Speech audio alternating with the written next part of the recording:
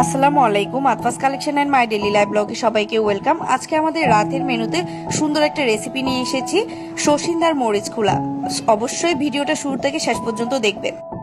এখানে আমি বেশ কয়েকটা শসিন্দা কেটে ছোট ছোট করে হালকা একটু হলুদ আর লবণ দিয়ে সিদ্ধ করতে বসিয়ে দিয়েছি। এখানে আমি পরিমাণ মতো রসুন, পেঁয়াজ আর কাঁচামরিচ নিয়ে নিয়েছি। রসুন পেঁয়াজ অবশ্যই একটু বাড়িয়ে নেবেন, তাহলে মরিচ খোলাটা খেতে অনেক বেশি ভালো লাগবে। আর অবশ্যই মনে রাখবেন, শসিন্দারটা সিদ্ধ করার পরে অবশ্যই ব্লেন্ড করে নেবেন। যেহেতু আমি শুরুতে ব্লেন্ড করিনি, আমার পরবর্তীতে ব্লেন্ড করতে হয়েছে। এখানে আমি পরিমাণ মতো ধনেপাতাও নিয়ে নিয়েছিলাম। এখানে আমি অল্প একটু পেঁয়াজ আর রসুন আর দুটো তেজপাতা দিয়ে একটু ব্রাউন কালার করে নিয়েছি। এরপর আমি বাকি পেঁয়াজ, কাঁচামরিচ আর দিয়ে দিলাম রসুনগুলো। এরপর এগুলো ভালো করে একটু কষিয়ে নিলাম।